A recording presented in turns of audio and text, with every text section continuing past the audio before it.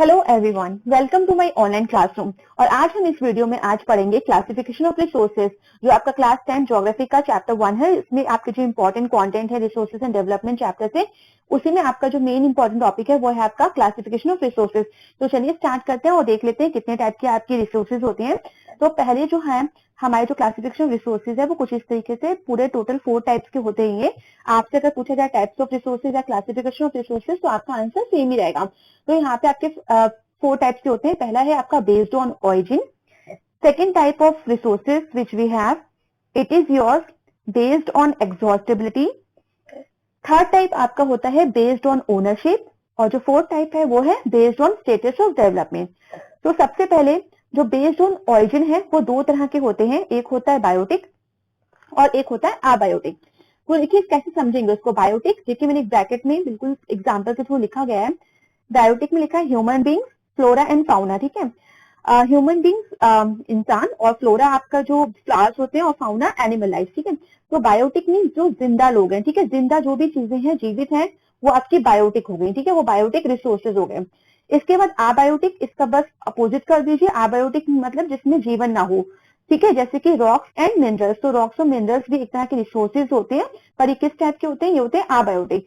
तो based on origin, अगर उत्पत्ति के आधार पर देखें तो ये 2 तरह के होते हैं, एक बायोटिक और एक अबायोटिक।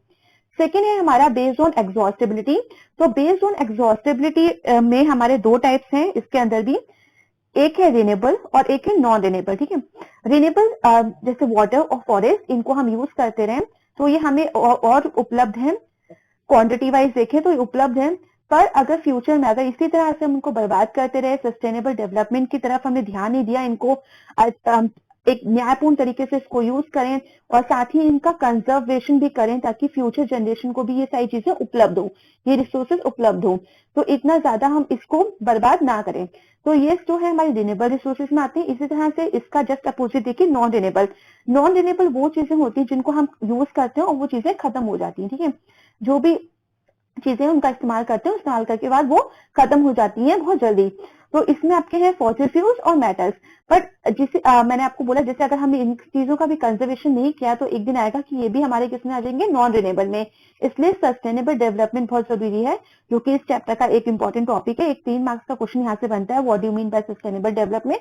तो सस्टेनेबल डेवलपमेंट यही होता है कि आप भी जो भी नेचुरल रिसोर्सेज है उनको अच्छे से न्यायपूर्ण तरीके से उसको यूज करिए और साथ ही अपनी फ्यूचर जनरेशन के लिए उसको कंजर्व, उसको बचा के रखिए ताकि उनके वो काम आ सके। इसके बाद हमारा जो थर्ड टाइप है बेस्ड ऑन ओनरशिप, जो हमारे थर्ड टाइप जो क्लासिफिकेशन है अंदर रिसोर्सेज में, वो हमारा है बेस्ड ऑन ओनरशिप। ओनरशिप के आधार पर ये 4 तरीके से होते हैं। एक है आपका इंडिविजुअल रिसोर्सेज, सेकंड है कम्युनिटी ओन रिसोर्सेज, थर्ड है नेशनल रिसोर्सेज एंड फोर्थ है इंटरनेशनल रिसोर्सेज। तो नाम समझिएगा। ठीक है, मालिकाना अधिकारों पे किसका किसका अधिकार है इन चीजों पे, तो उसके अधिकारों पे ये 4 तरीके के होते हैं। एक होता है इंडिविजुअल रिसोर्सेज। देखिए वर्ड है इंडिविजुअल रिसोर्सेज। तो इंडिविजुअल मतलब सिर्फ जो चीजें रिलेटेड है सिर्फ एक पर्सन से या एक फैमिली मेंबर से। ठीक है, तो इसमें आपका देखिए example land, house and well. ठीक है, तो ये जो लैंड होता है, किसी का भी कोई पीस ऑफ लैंड हो गया, घर हो गया, तो वो कुछ किसी की पर्सनल प्रॉपर्टी होती है, तो वो एक तरह से उसका क्या है? Individual resources. ठीक है, उन चीजों पे किसी और का अधिकार नहीं होता है, सिर्फ उस घर के लोगों के या एक इंसान का ही इसमें अधिकार होता है, इसलिए इनको बोलते हैं इंडिविजुअल रिसोर्सेज। सेकेंड है कम्युनिटी ओन रिसोर्सेज। और कम्युनिटी ओन रिसोर्सेज थोड़ा इससे जस्ट अपोजिट होगा। यहाँ पे एक इंसान का अधिकार था, एक इंसान का राइट था इन रिसोर्सेज पे, और यहाँ पे कम्युनिटी ओन रिसोर्सेज पे एक से ज्यादा इंसानों का, ह्यूमन बींग्स का जब अधिकार होता है तो उसको बोलते हैं कम्युनिटी ओन रिसोर्सेज। में वर्ड भी आया कम्युनिटी। तो कम्युनिटी कैसे बनती है? ग्रुप ऑफ पीपल से। ठीक है, जब बहुत सारे लोग एक साथ इकट्ठे हो जाते हैं तो वो बनाते हैं कम्युनिटी। जैसे पब्लिक पार्क हो गए, रेलवे स्टेशन हो गया, तो ये कुछ ऐसी पब्लिक प्लेसेस है, रोड्स हो गई आपकी, तो ये कुछ ऐसी पब्लिक प्लेसेस होती है जहां पे हर किसी का अधिकार होता है, किसी की पर्सनल प्रॉपर्टी ये नहीं होती। थर्ड है आपका नेशनल रिसोर्सेज। तो नेशनल रिसोर्सेज थोड़ा आप इंडिविजुअल से कनेक्ट कर सकते हैं और इंटरनेशनल आप थोड़ा कम्युनिटी से कनेक्ट कर सकते हैं। तो नेशनल रिसोर्सेज वर्ड बता रहा है आपको, शब्द ही बता रहा है। नेशनल रिसोर्सेज मतलब एक किसी पर्टिकुलर देश या कंट्री से ये चीजें रिलेटेड होती हैं। तो एक नेशन में जो भी उस देश के अंदर जो भी मिनरल्स है, फॉरेस्ट है और वाइल्ड लाइफ है, वो उसकी खुद की पर्सनल संपत्ति है। ठीक है, उसकी खुद की पर्सनल रिसोर्स है। तो उसको उसमें किसी और कंट्री का कोई अधिकार नहीं है, कोई इंटरफेयर नहीं कर सकता। ये कंट्री चाहे तो उनको बेच सकता है इन रिसोर्सेज को, नहीं चाहे तो वो नहीं बेच सकता है, ठीक है। वो अपने में ही यूज कर सकता है, अपनी जो वहां के लोग हैं वही उसको यूज कर सकते हैं। और नेशनल रिसोर्सेज जो है ज्यादातर गवर्नमेंट के अंदर ही आते हैं, ठीक है। जो भी उस देश की गवर्नमेंट है उसके अंदर ये रिसोर्सेज आते हैं। इसके बाद देखिए आप नेक्स्ट है इंटरनेशनल रिसोर्सेज। तो इंटरनेशनल रिसोर्सेज का मतलब होता है एक से ज्यादा कंट्री। यहाँ पे नेशनल मतलब सिर्फ एक कंट्री, और यहाँ पे इंटरनेशनल रिसोर्सेज मतलब किसी रिसोर्सेज पे जब एक से ज्यादा कंट्रीज का अधिकार होता है उसको इस्तेमाल करने का, तो उन रिसोर्सेज को बोलते हैं इंटरनेशनल रिसोर्सेज। जैसे मान लीजिए एटमोस्फेयर में कोई भी चीज है तो वो उसमें सभी का अधिकार है। इसी के साथ जो ओशंस होते हैं, आपने देखा होगा ओशंस किसी भी कंट्री की पर्सनल प्रॉपर्टी नहीं होती, ओशंस कई सारे देशों से कनेक्टेड होते हैं, अटैच होते हैं। तो इस वजह से ओशंस में भी एक बाउंड्री होती है कि बियॉन्ड 200 नॉटिकल माइल्स, ठीक है। बियॉन्ड 200 नॉटिकल माइल्स अगर किसी भी नेशन से रिलेटेड है ये 200 नॉटिकल माइल्स, उसके अकॉर्डिंग वो एरिया जो है उतना, और उस एरिया में जो भी रिसोर्सेज है वो किस कंट्री के, वो जो भी कंट्रीज उससे कनेक्टेड है उसके कंट्रोल में वो होंगी रिसोर्सेज, और उन्हीं को बोलते हैं इंटरनेशनल रिसोर्सेज। यहाँ पे देखिए नॉटिकल माइल्स दिखा है, तो नॉटिकल माइल्स एक तरह के unit use in measuring distance at sea. समुद्र के इलाके से एक डिस्टेंस जो आप मेजर करते हो, यूनिट मेजर जैसे हम सेंटीमीटर मीटर यूज करते हैं, उसी तरह से नॉटिकल माइल्स होती है जो कुछ 1852 माइल मीटर्स के अकॉर्डिंग होती है। तो इस तरह से बेस्ड ऑन ओनरशिप में हमारे चार टाइप्स होते हैं। एक होता है इंडिविजुअल जो किसी एक पर्सन की प्रॉपर्टी होती है, कम्युनिटी ओन रिसोर्सेज जो ग्रुप के लोगों की पब्लिक की प्रॉपर्टीज होती हैं, नेशनल रिसोर्सेज जो सिर्फ एक कंट्री की रिसोर्सेज होती हैं, और इंटरनेशनल रिसोर्सेज जिस रिसोर्सेज पे एक से ज्यादा कंट्रीज का अधिकार होता है उन रिसोर्सेज को बोलते हैं इंटरनेशनल रिसोर्सेज। इसके बाद जैसे पेट्रोलियम वगैरह जो मिलता है आपको, तो वो सब इसमें आता है। इसके बाद देखिए आपका लास्ट जो है वो है based on status of development.